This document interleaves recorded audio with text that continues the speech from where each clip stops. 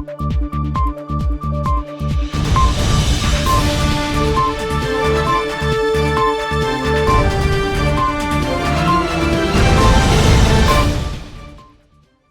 días, queridos televidentes. Soy Manuel Escalante desde Santo Domingo, República Dominicana, en su espacio Conexión Global RD, que conduzco con el hermano y amigo Víctor Tineo. Hoy tenemos un plato fuerte. Tenemos con nosotros una invitada de sección que nos honra acompañándonos hoy para tratar el tema electoral, campaña, posibles resultados, lo que sus análisis profundo le han dado como resultado. Víctor, bienvenido a Conexión Global. Muy buenos días, Manuel. Muy buenos días también a Rosario, que ya la ha presentado. Y muchísimas gracias por estar con nosotros. Y muy buenos días a toda nuestra amable teleaudiencia, que como cada sábado está con nosotros, más en un momento como este, que realmente se han conjugado una serie de factores en la República Dominicana que de alguna manera necesitamos de pensadores de la calidad de Rosario Espinal para entenderlo y para tener al menos una pequeña luz en el medio de las situaciones que se están presentando. Así que gracias por estar con nosotros y adelante, Emanuel. Bueno, Rosario Espinal, nuestra amiga y compañera de batalla, porque siempre está presta a acompañarnos, politóloga, socióloga y una profesional a carta cabal a quien el país le debe mucho. Rosario, bienvenida a Conexión Global RD, tu casa de nuevo. ¿Cómo estás? Bien, gracias, bien, gracias. Un placer estar aquí de nuevo. Gracias. Bien, mira, Rosario, estuve viendo tu último artículo que publicaste en el periódico Hoy, le llama La rebelión de la clase media contra el PLD. Y exactamente decía lo siguiente en el primer párrafo. Quiero que comencemos este bloque analizando ese artículo. ¿Qué es lo que has visto que te lleva a poner un nombre tan claro, tan directo? Diría lo siguiente, dices tú, el 16 de agosto de 2017 publiqué en este medio un artículo titulado La indignación de la clase media y el PLD.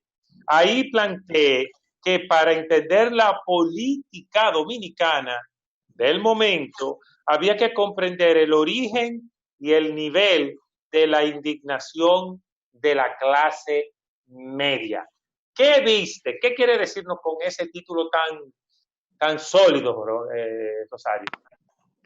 Bueno, y esta semana publiqué una continuación de ese, que se titula Rebelión de la clase media, mi pronóstico electoral. Bien. ¿Qué es lo que nos quiere decir? ¿Qué es lo que has visto en esos análisis tuyos? Sí. Con relación a la clase media y cómo se vincula a la política dominicana. Sí, mira, cuando el PLD llegó al poder en el 96, el PLD era un partido que venía ascendiendo porque se le abrió un espacio. Se le abrió un espacio porque Balaguer, ya por ley natural, iba desapareciendo del escenario. Peña Gómez había asumido el liderazgo del PRD y era el candidato, o sea, fue candidato en el 90, en el 94, en el 96, y Balaguer no quería que Peña Gómez llegara al poder. Entonces hizo su alianza con el PLD en el 96, lo que le facilitó al PLD subir. Fue en ese contexto de transacción política que el PLD llegó. Hizo un gobierno hasta cierto punto de novatos, con Balaguer detrás. Eran muchachos jóvenes en aquella época, que venían de un partido de cuadros, disciplinado, con formación teórica,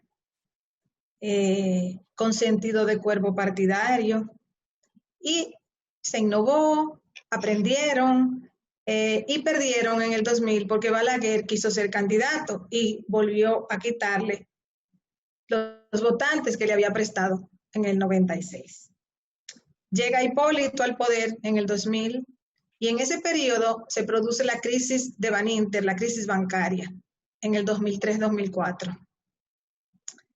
Y la clase media queda aterrorizada porque en toda la década del 90 se había producido un proceso de estabilización económica.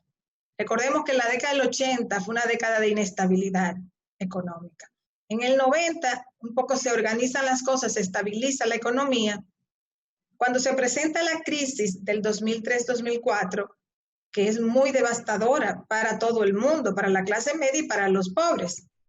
Lo que pasa es que los pobres oscilan entre más pobres o menos pobres, pero cuando la gente da un salto a la clase media, que comienza a tener mayor poder adquisitivo, a tener mayor educación, a tener expectativas ascendentes de nivel de vida, hay un cambio sustancial. Entonces, la clase media sufrió mucho esa crisis y eso permitió el retorno del PLD en el 2004. Y la clase media fue un bloque electoral significativo para el PLD en el 2004, en el 2008, en el 2012 e incluso en el 2016.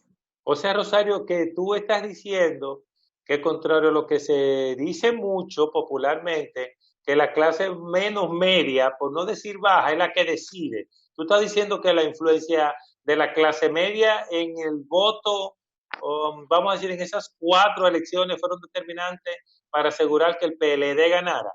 El componente de clase media era sumamente importante. Por ejemplo, ¿dónde ganaba el PLD? El PLD ganaba sobre todo en el Distrito Nacional, en el Gran Santo Domingo. El Gran Santo Domingo era bastión del PLD. En los centros urbanos. En los centros urbanos. Pero sobre todo en el Gran Santo Domingo, que fue donde entonces Santiago. El PLD invirtió más. Santiago nunca fue muy PLDista. Además, el PLD hizo la gran inversión en el Gran Santo Domingo. Y ahí estaba su fuerte. Ahí estaba su fuerte. ¿Qué pasa? Del 2004 hacia acá, ha habido estabilidad macroeconómica y ha habido crecimiento económico. Eso ha llevado a un aumento significativo de la clase media. El PLD lo dice mucho, el gobierno lo dice mucho, la oposición nunca se lo ha creído y la misma gente de clase media dice que es mentira.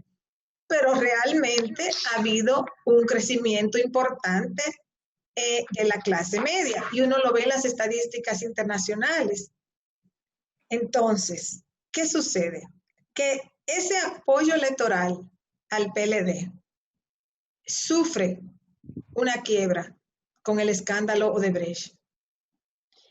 Y hay que recordar ese punto de quiebre que es enero del 2017, después que Danilo Medina es electo con casi un 62% de los votos y adquiere ese nivel de votación porque confluyó la clase media con los sectores populares, porque en ese primer gobierno Danilo comenzó a hacer una gran inversión social en los pobres, con el 4% para la educación. O sea, el 4% para la educación luchó la clase media, pero los beneficiarios son los pobres, porque la clase media no envía a sus hijos a las escuelas públicas. Sobre todo la clase media hacia arriba, digamos, la clase media baja sí, pero la clase media acomodada para arriba no envía a sus hijos a las escuelas. Al contrario, son colegios bilingües, biculturales, ¿entiendes? Yo quiero preguntarle algo a Rosario Espinal en ese contexto en el que está haciendo su análisis respecto de la clase media y el Partido de la Liberación Dominicana.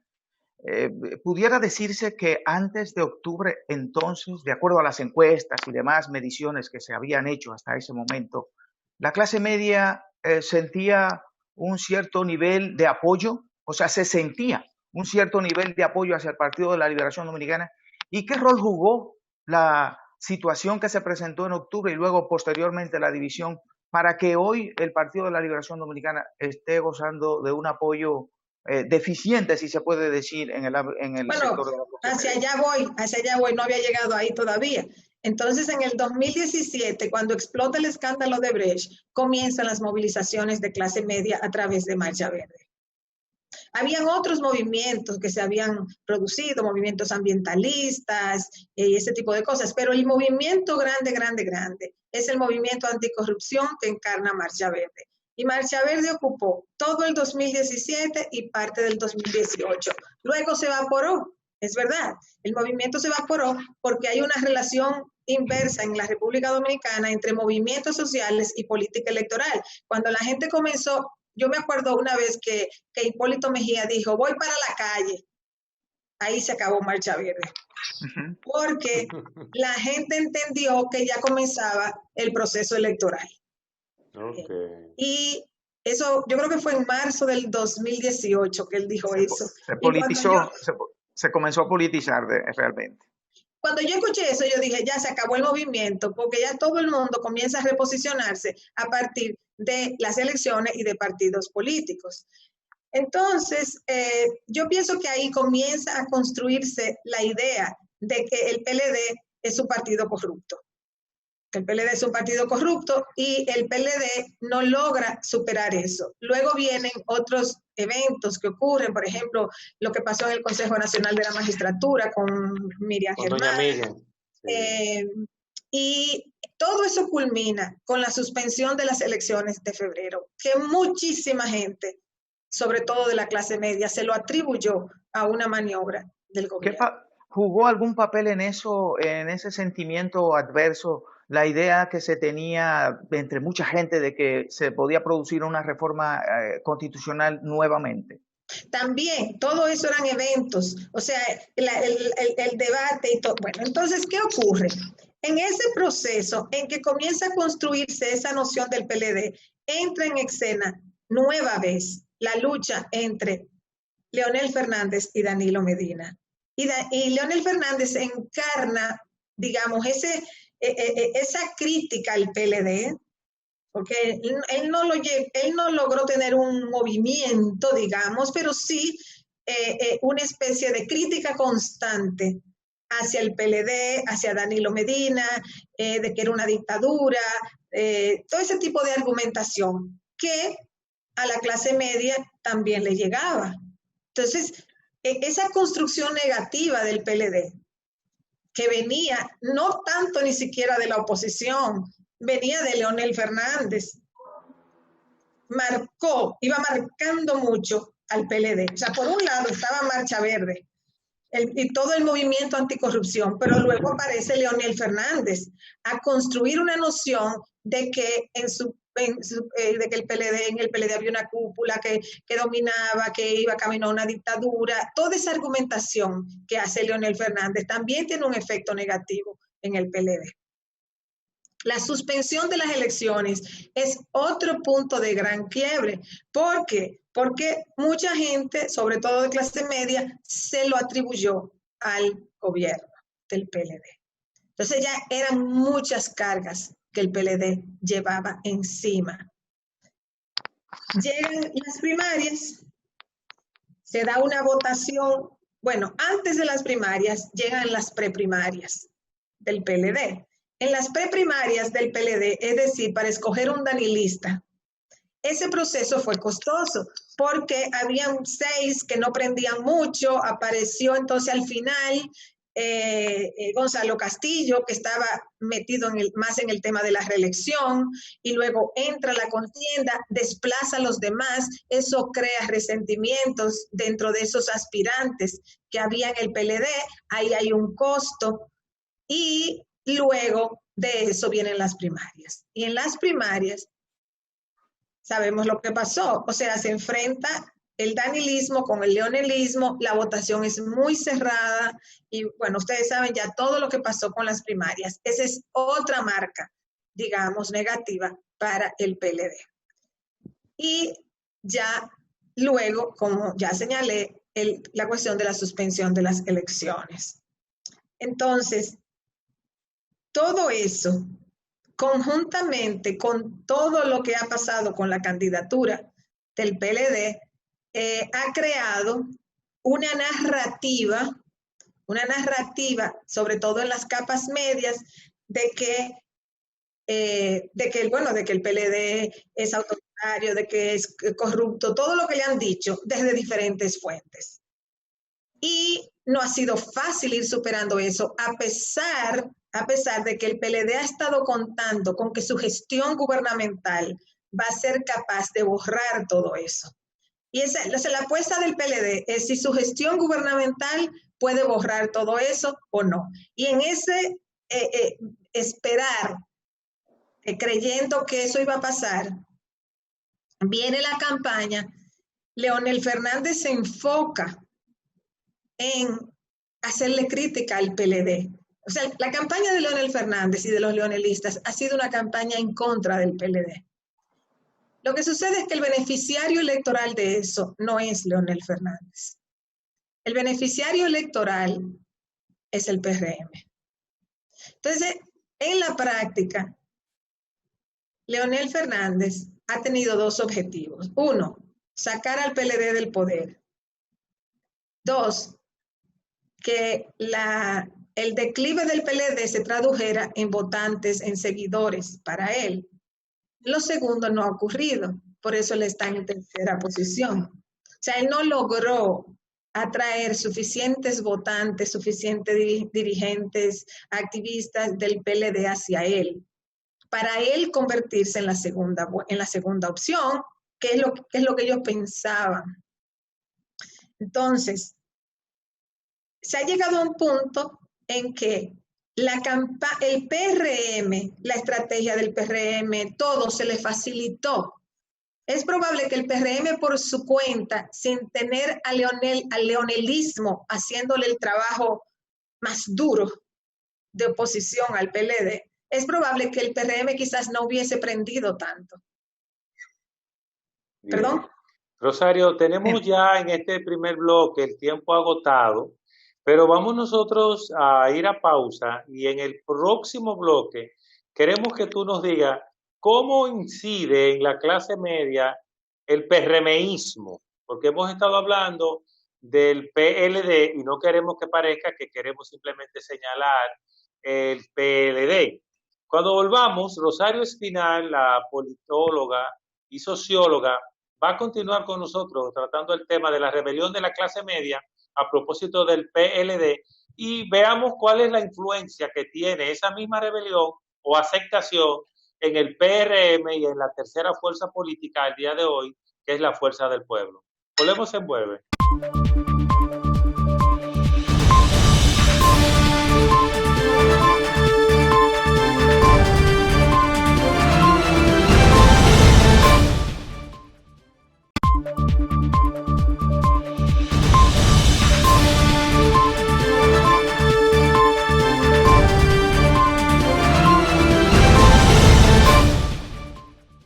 Bien, gracias por seguir con nosotros. Como han visto en el primer bloque, analizábamos un artículo con Rosario Espinal llamado La rebelión de la clase media contra el PLD. En este bloque nosotros queremos preguntarte, Rosario, ¿cuál es la conexión de esa clase media con el PRM? ¿Tiene algo en contra o todo es a favor del PRM? O sea, que si tiene algo en contra... Si hay algo en contra, si la clase media pudiera tener algo en contra del PRM o tiene una conexión tan grande con el PRM que favorece más al PRM que al PLD y a la tercera fuerza de política del país, que es la Fuerza del Pueblo. Bueno, yo pienso, y esto es un poco al ojo, yo pienso que la clase media se inclina mayoritariamente hacia el PRM y pienso que los pobres se inclinan mayoritariamente hacia el PLD. Las elecciones van a depender de quién lleve más gente, si van más pobres o más clase media. Sí. Pero pienso que la clase media se está inclinando. No es ni siquiera porque la clase media tenga ninguna conexión histórica necesariamente, sino porque la política electoral fluye así.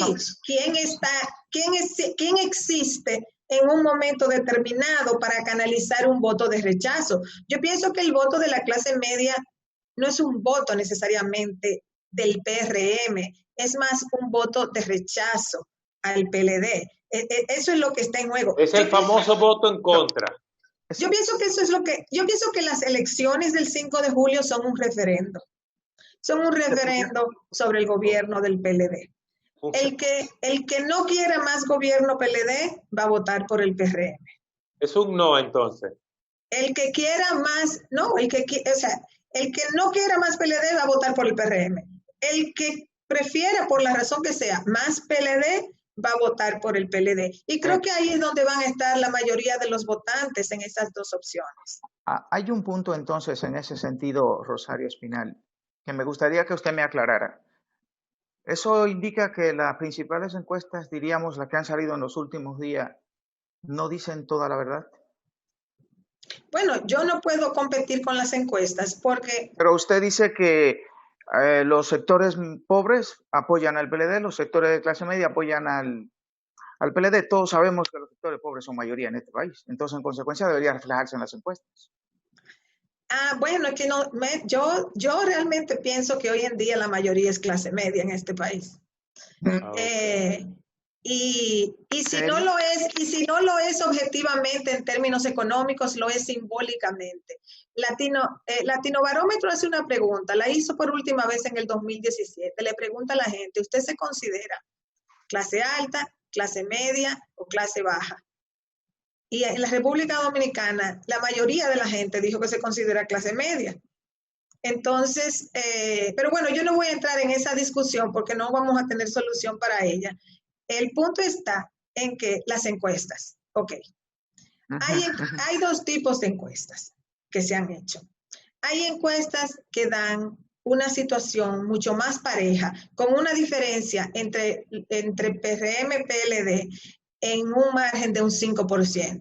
Puede ser la diferencia entre Luis y Gonzalo de 3 puntos o de 5 puntos. Por ejemplo, si Latinoamérica es así, Sigma 2 es así. Y luego, la mayoría ahora, en esta ronda de encuestas, la mayoría está dando una diferencia mucho más grande. Esa diferencia mucho más grande varía de una manera para lo cual yo no tengo explicación estadística. La Greenberg da una diferencia de 27 puntos entre Gonzalo Castillo y Luis Abinader. O sea, Luis Abinader con un 56 y Gonzalo Castillo con un 29. Eso es una diferencia de 27 puntos. La Gallup da una diferencia entre ellos dos de 18%. Y la Marpen da una diferencia entre ellos dos de 12%. Yo no sé cómo 3 encuestas hechas al mismo tiempo. ¿Y en la misma población? Se supone que no pueden dar una diferencia entre el primero y el segundo. Uno de 27, una de 18 y una de 12. Puede ser significativo, Rosario, puede ser significativo, Rosario, que las 3 coincidan en tener a Luis Abinader como resultado superando a Gonzalo Castillo. No, las 3 tienen eso. O sea, las tres son claras en cuanto a poner a Luis Abinader en primer lugar. ¿Y qué puede significar eso electoralmente hablando realmente? ¿En qué sentido? ¿Puede ser determinante? ¿Qué tan veraz pueden ser esos números? ¿Cómo podemos saberlo? ¿O solamente lo sabremos el 5 de julio? Bueno, los números reales los sabremos el 5 de julio. ¿Qué impacto tienen esas encuestas en la conformación de la población? Creo que tienen impacto en la clase media. Exacto, en la percepción. Tienen impacto en la clase media y tienen impacto en que si acaso los resultados no fueran eso, aquí va a haber problemas. O sea, porque ya la gente está apostando a que sean esos resultados, es decir, a que Luis Abinader gane por un margen significativo. Si no sale así, va a ser complicado. Si sale así, pues no va a haber problema. Entonces, hay que esperar a ver cuáles son los resultados reales, no sabemos todavía, y ya veremos, pero a mí lo único que me preocupa es que esas 3 encuestas hayan puesto una diferencia tan grande entre el primero y el segundo. A una fecha tan cercana a las elecciones, esas encuestas debieron estar entre ellas en términos de esas diferencias. El margen de error nada más. No, pero el margen de error es 3%. Eso es otra cosa. Con una diferencia de 3, 4, 5%, pero no di que 20%, 20% de diferencia. 20, es demasiado 27 la diferencia. 27 y 12. Sí, 12, 18 y 29. Por ejemplo, supón que la diferencia es 27. Vamos a suponer la Greenberg, Diario Libre, que es 56 a 29.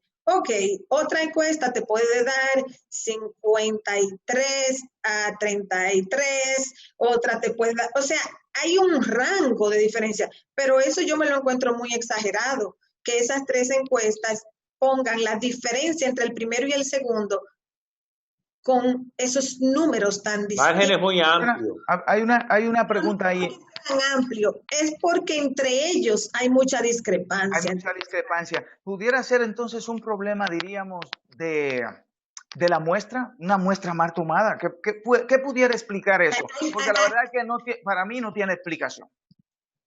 Mira, hay muchas explicaciones. Hay muchas explicaciones, pero yo no sé cuál de ellas es. No hay forma de saber cuál de ellas es. Díganos 3 nada más. Puede ser, mira, puede ser muestral. Puede ser, se supone que todas fueron cara a cara. Se supone, pero yo no estoy segura que todas fueron cara a cara. Si una fue cara a cara y otra fue telefónica, entonces ya eso introduce una diferencia. La forma en que hicieron la pregunta también es uno de los yo iba para esa también. ¿Cómo hicieron la pregunta? Esa es otra. Entonces, como ven, hay otra que es una intencionalidad. Entonces, ahí tenemos 4 posibles. Entonces, yo no sé cuál es, la verdad. O sea, que sigue siendo teniendo un poco de incertidumbre de por qué esos números y cómo lo obtuvieron. Ahora, lo que sí es un hecho real es que una vez dado esos números se enmarcan el proceso electoral. Si las cosas no salen así, eso va a abrir una caja de Pandoras. En el siglo XXI que estamos viviendo, la República Dominicana no había tenido un proceso electoral con las características del actual, por la pandemia, pero también porque en términos del discurso y la diferencia entre los partidos políticos ahora es como más acentuada. Se siente que hay un ambiente y un fragor de lucha después de lo que pasó en febrero, de que no hay fe, que no hay confianza en el proceso. Pudiéramos estar apuntando, diríamos, a este proceso electoral hacia una situación difícil de concretizar, diríamos, en un proceso electoral que sea democrático, transparente y efectivo, y que la República Dominicana pudiera salir gananciosa de este proceso, o qué debería hacerse en términos sociales para evitar que aquí de alguna manera se genere una situación tan difícil como pudiera ser incluso problema de gobernabilidad. Lo primero es que aquí las elecciones nunca son tranquilas. Aquí pero el siglo XXI ha sido más tranquilo, en general. Sí, claro, ha sido más tranquilo que los años 70 y que el 80, la década del 90. Comparándolo con los 70. Los 90. Sí. Sí. No, indiscutiblemente después del 96 han sido más tranquilos. Es cierto. Pero nunca han dejado de tener su problema. Danilo Medina decía en su discurso a los del Comité Central del PLD el otro día que Luis Abinader no había reconocido su triunfo. Aún sacando 60%. Aún sacando, exactamente, casi 62%. Sí. Entonces eso significa que aquí hay un problema. O sea, aquí hay un problema serio para eso. Si las elecciones son muy cerradas, el 5 de julio va a haber problemas. No puedo decirles que no. Pero esos problemas que tenemos en República Dominicana, como lo defines tú, Rosario, ¿a qué se debe? ¿Es pataleo per se? ¿O es un mal hábito que arrastramos desde la colonia? ¿O es un reflejo de los 12 años de Balaguer, más lo que no hemos superado de los 8 años del gobierno del PRD, más los 4 de Hipólito que son 12? ¿Qué es lo que es esa nomenclatura de conflicto postelectoral que siempre arrastramos? ¿Cuáles pueden ser? En la política de hoy se origina en la época de Balaguer. Se origina en la época de Balaguer, en los fraudes electorales de Balaguer, que generaron mucha desconfianza, o sea, en los 12 años, luego cuando Balaguer vuelve en los 10 años, en el 90 hubo problemas, en el 94 hubo problemas, por eso hubo que hacer un pacto para hacer elecciones 2 años más tarde. O sea, todo se origina con Balaguer, para no irnos para Trujillo y otras etapas de la vida política dominicana. En esta, digamos, etapa más de los últimos 50, 60 años, se origina con Balaguer. Y eso no lo hemos podido superar. Y yo le voy a decir una cosa, en este país hay un buen padrón electoral, porque había una época en que el padrón era malo, de muchas imperfecciones. Hoy en día el padrón electoral dominicano es muy bueno. Los partidos tienen los padrones, los partidos tienen buenos centros de cómputo, pero no aprenden que a las elecciones se va a competir. El que ganó, ganó y el que perdió, perdió. Buscan hacer más ruido en las mesas electorales, se arman lío en las mesas, compran delegados. Hay cantidad de cosas que se hacen. Y yo la verdad que no tengo una solución a ese problema. No, No le ve. pudiera decirse entonces, Rosario Espinal, que en la República Dominicana hay una cultura del fraude, un sentimiento de que me van a engañar. Hasta cierto punto sí, aunque yo no quisiera generalizarlo como una característica cultural que se aplica a todo. Yo pienso que los dominicanos, por otro lado, son personas confiables, confiadas. Hay una parte, yo diría, de la cultura dominicana que es más fluida. Los dominicanos no viven permanentemente pensando que los van a engañar todo el tiempo. No. Yo pienso que en el campo político y los más responsables son los dirigentes políticos. Los líderes. Exacto, yo no creo que es un problema bajo, societal. Yo creo que aquí la gente confía en los vecinos, en los amigos, en los familiares. Yo pienso que los dirigentes, los líderes políticos son los que generan este problema, porque no logran aceptar que hay reglas del juego. Y que si se aceptan las reglas del juego, a todos les va a tocar una parte del pastel tarde o temprano. Bien. Bueno, pues nosotros hemos llegado al final de este segmento y vamos a pasar en un ratito con ustedes de nuevo.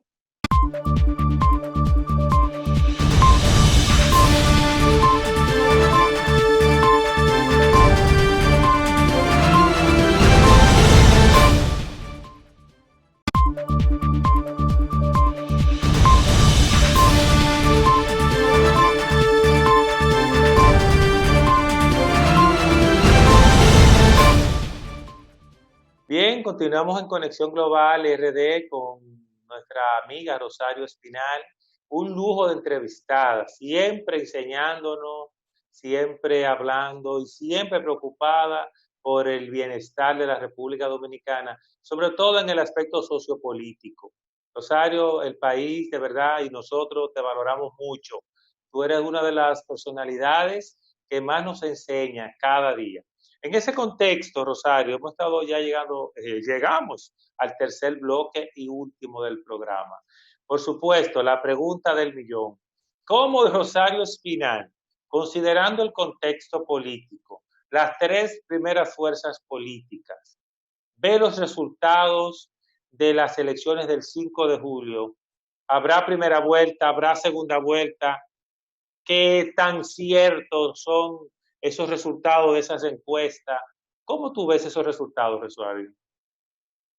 Ya yo comentaba anteriormente que los resultados son distintos dependiendo de la encuestadora, aunque la avalancha de encuestadoras que tiró la última ronda pone a Luis Abinader en una posición delantera, indiscutiblemente, pero hay resultados diversos. Fuera de ese aspecto de que varias coinciden en ese punto, ya luego hay diferencias sustanciales en cuánto ponen al segundo.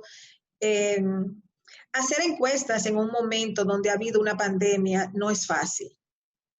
No es fácil porque no es fácil que la gente esté dispuesta a hablar en una encuesta, porque la gente ha estado atribulada por otras cosas. Entonces, cuando se hacen encuestas en países donde se han hecho encuestas después de eventos traumáticos, muchas veces tienden a fallar también. Entonces, yo no sé. Pero el factor emocional, ¿no?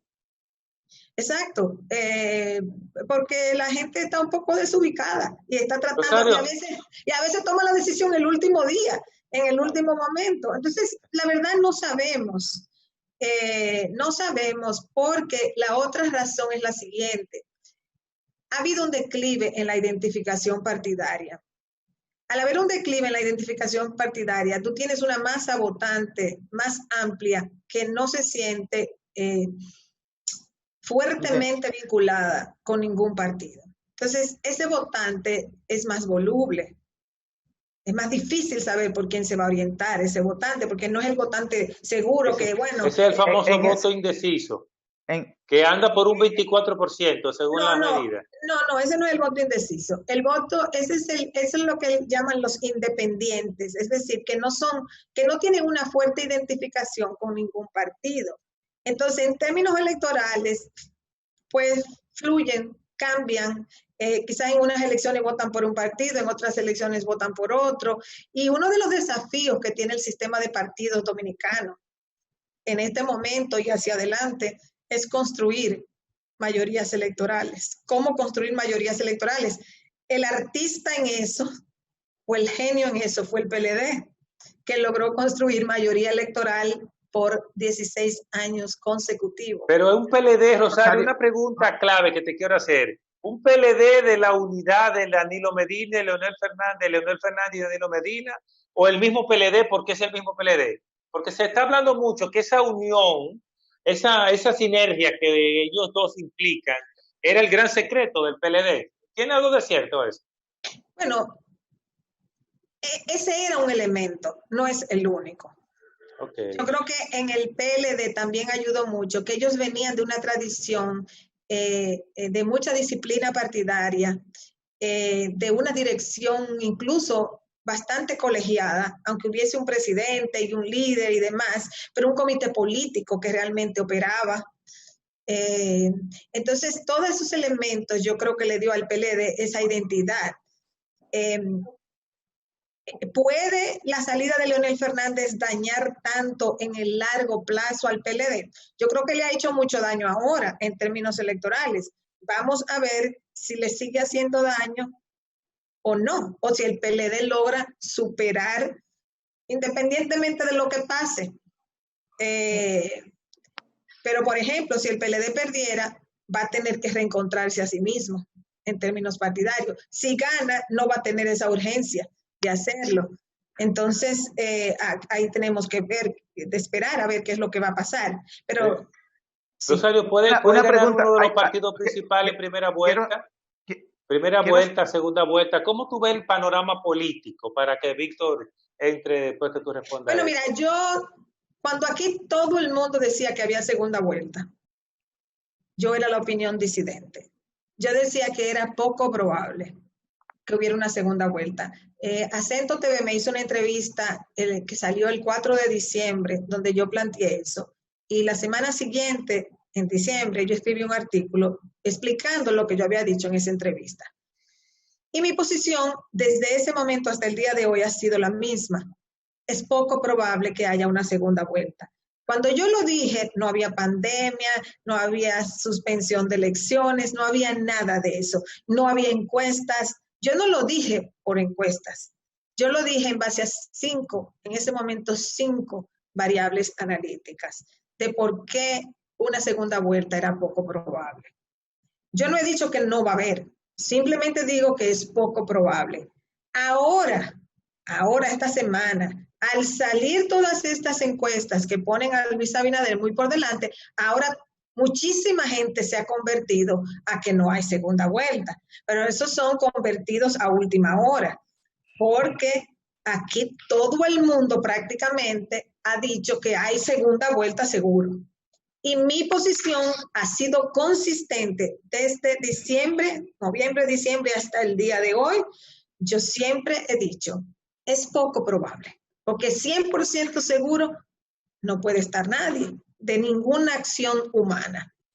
Pero es poco probable porque los dominicanos tienden a concentrar el voto en las 2 opciones principales, porque Leonel Fernández no representa una tercera fuerza emergente por sus propias fuerzas. Él tiene votantes del PLDismo atrapado. Él tiene un segmento del PLDismo agarrado.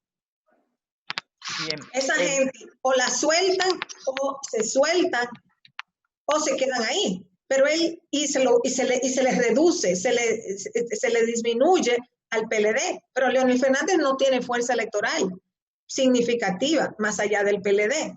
Entonces, no hay un real tripartidismo. Lo que hay es que al PLD se le fue un pedazo pocos meses antes de un proceso electoral y eso ha disminuido al PLD, porque hay un grupo, aunque sea minoritario, pero es un grupo y todos los votantes son importantes, que los tiene Leonel Fernández en este Rosario momento. Espinel, ¿cuál sería? Y también porque a los financiadores de elecciones no les interesa seguir gastando dinero.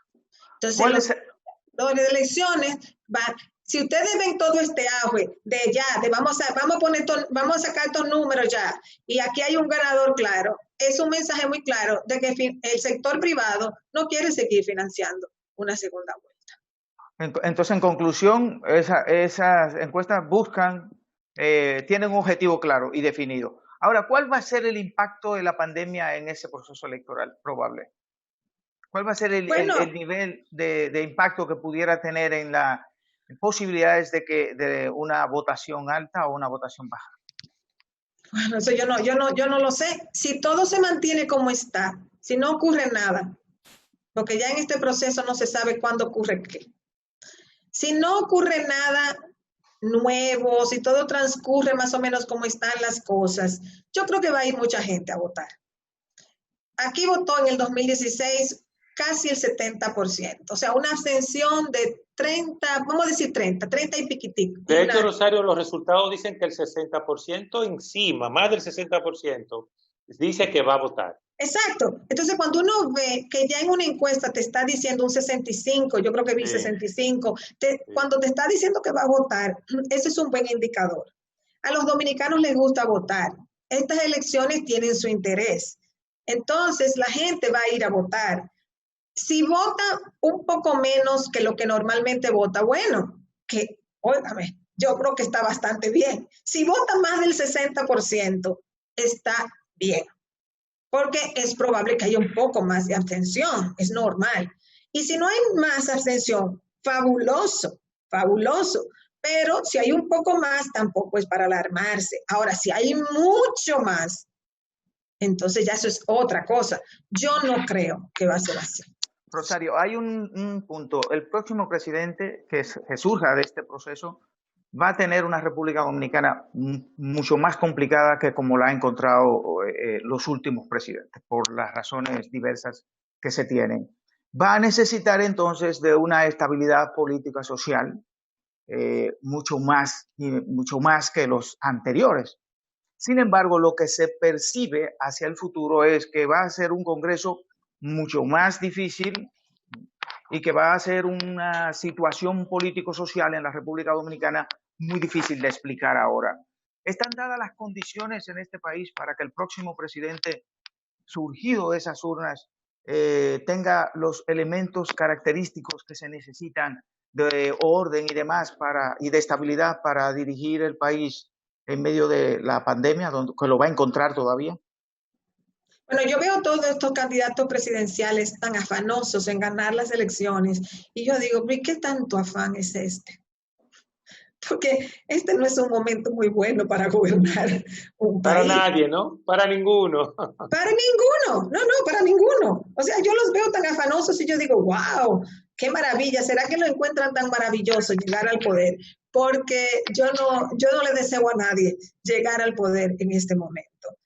En este momento... Entonces, Rosario, con eso que dice, quieres decir que quien nos gobierne debería ser alguien que tenga capacidades probadas de que va a poder enfrentar eso. Bueno, ya eso lo dijiste tú, no yo. Entonces, el punto que yo quiero señalar es el siguiente. El país hasta ahora se ha podido mantener más o menos estable porque por un tiempo corto es posible sacar recursos de aquí, de allá, de no sé dónde, y dar una ayuda acá, y quédate en casa, y fase, y no sé qué cosa. O sea, por unos meses aquí hay recursos para enfrentar el drama del desempleo, de las suspensiones, todo eso. Pero ya ha llegado bueno, incluso llegado julio, que ya estamos prácticamente en julio, aquí hay gente... Se agotó el dinero ya. Aquí hay negocios que todavía no pueden abrir o que si abren no van a tener clientes por el sector. Que ya quebraron, hay otros quebrados ya. Pero tienen que cancelar sus empleados y el dinero para cancelar. Entonces están a la espera de ver si van a renovar a fase por un tiempecito, un mes o 2 meses más, a ver qué pasa. Entonces, se pueden buscar remiendos para este corto plazo. Pero llegado agosto, cuando llegue el nuevo gobierno, ya la situación se va a complicar mucho más. Se va a complicar mucho más. El país tendrá que endeudarse mucho más. Aquí eso es inevitable. Aquí veremos, si gana el PRM, veremos mucha gente que ha estado criticando el endeudamiento, endeudándose, porque no hay otra forma de hacerlo. Porque el Estado es el único que puede remediar o minimizar.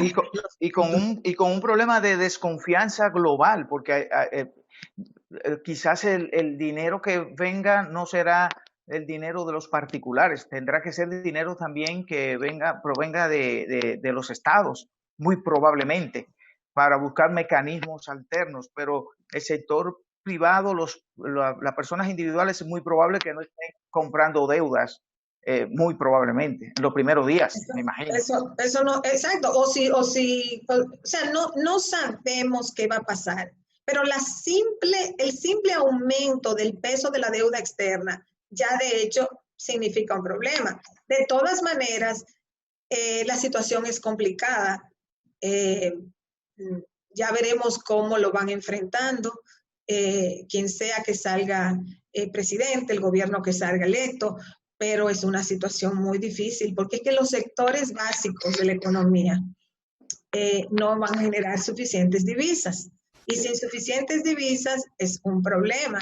Y República Dominicana se supone que está en el mejor de los escenarios porque va a tener crecimiento cero, porque los otros van a tener negativo. Pero un crecimiento cero es un problemazo, porque creciendo 5, 6 y 7%... Perdimos el 6% logrado, imagínate.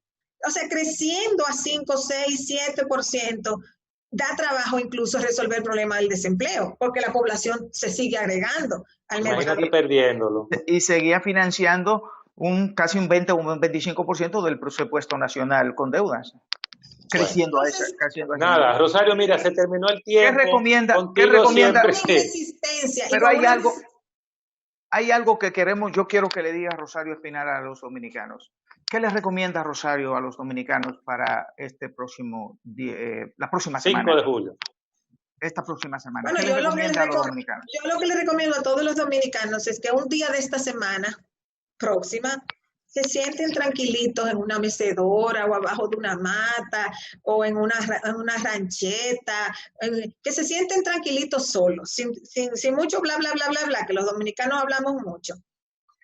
Que se sienten tranquilitos solos o solas en algún sitio cómodo y ahí tranquilitos piensen como por una hora,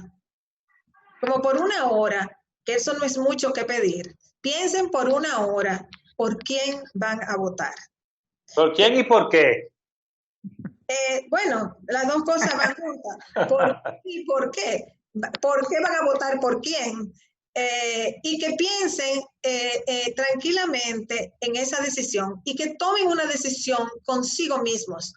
No porque se lo dice fulano, perencejo, porque se van a volver locos si se ponen a escuchar demasiadas cosas, sino que tranquilitos piensen quién yo creo puede hacer un mejor trabajo para mi país y para mí y para mi familia. Sobre todo en estos tiempos y con estas coyunturas. Entonces, que después que tomen su decisión bien pensada, que oigan si quieren oír radio, si quieren conversar, si quieren preguntarle, que hagan todo eso, pero que después se sienten solitos a tomar una decisión y que cuando tengan su decisión el domingo 5 se pongan su mascarilla, lleven todo lo que tengan que llevar de gel o lo que fuera, guante, lo que quieran llevar, lo que sea, y vayan a votar, hagan su fila, mantengan su distancia y cuando usted termine no se quede curioseando por ahí, sino devuélvase para su casa.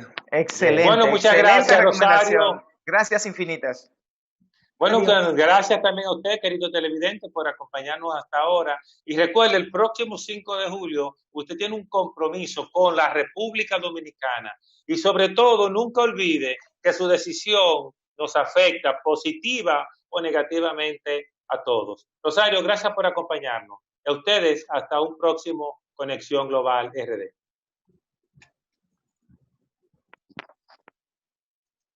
Rosario, ¿cómo te agradecemos tu tiempo? Gracias, Rosario, de verdad. No, y esa capacidad de Rosario, siempre... ¿estás?